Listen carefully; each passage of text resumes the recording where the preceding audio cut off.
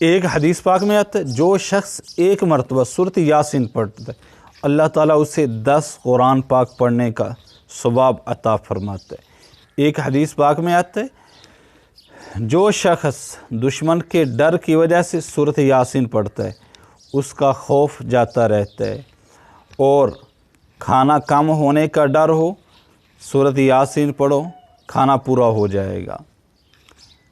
ایسا آدمی جس کی جان نکلنے میں دشواری ہو رہی ہے اس کے پاس بیٹھ کے سورۃ یاسین پڑھو، جان نکلنے میں آسانی ہوگی۔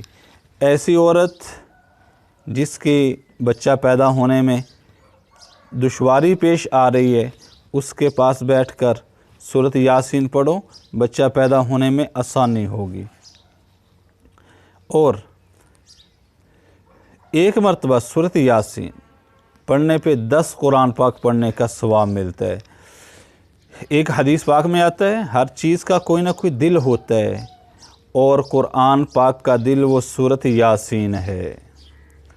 من قرأ سورۃ یاسین فی صدر النہار قضیت حوائج، جو شخص صبح سویرے ایک مرتبہ سورۃ یاسین پڑھ لیتا ہے اللہ تعالیٰ اس کی تمام دن کی حاجتیں پوری فرما دیتا ہے۔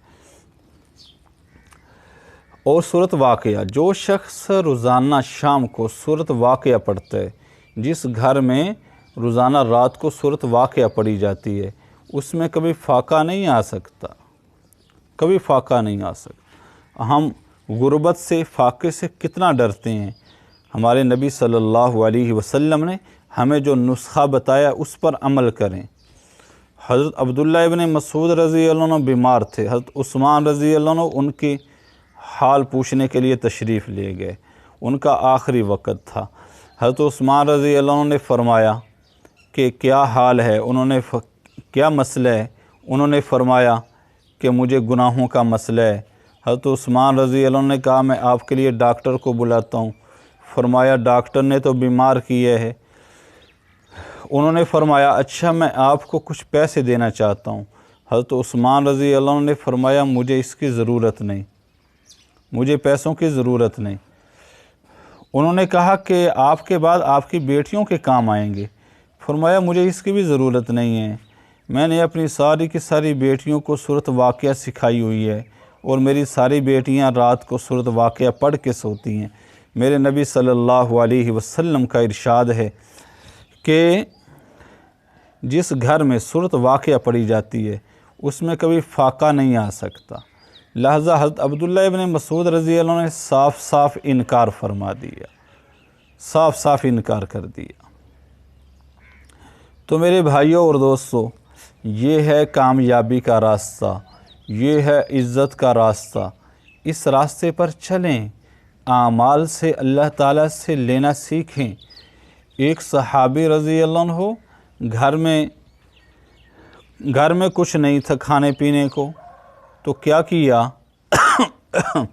مسجد میں چلے گیا، وضو کیا، 2 رکعت نماز پڑھی، گھر میں آئے، بیوی سے پوچھا کچھ آیا، بیوی نے کہا کچھ نہیں۔ پھر دوبارہ چلے گئے، پھر 2 رکعت نماز پڑھ کے پھر دعا مانگی، پھر آئے، پھر پوچھا کچھ آیا، بیوی نے کہا کچھ نہیں آیا۔ یعنی وہ بار بار اس لیے کر رہے ہیں کہ میری نماز میں کمی آ رہی ہے، اللہ تعالیٰ اپنے وعدے میں سچا ہے۔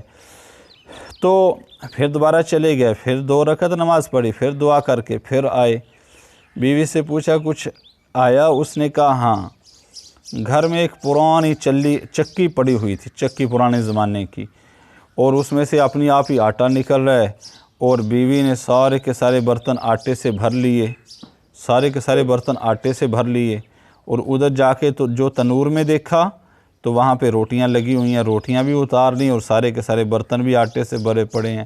نبی اکرم صلی اللہ علیہ وسلم کی خدمت میں حاضر ہوئے، عرض کیا یا رسول اللہ، سارا واقعہ بیان کیا۔ آپ صلی اللہ علیہ وسلم نے فرمایا اگر تم چکی کا وہ پارٹ اٹھا کے نہ دیکھتے کہ اس میں کیا ہے تو یہ قیامت تک چلتی رہتی اور آٹا نکالتی رہتی، لیکن انہوں نے کیا کیا تھا، انہوں نے غلطی سے اس کا پارٹ اٹھا کے دیکھ لیا تھا کہ اس میں کیا ہے۔ اس لیے میرے دوستوں اور عزیزوں، میرے بھائیوں اور بہنوں، ہر حال میں اللہ تعالیٰ سے جڑو اور نماز کے ذریعے اپنے مسائل کو حل کرواؤ۔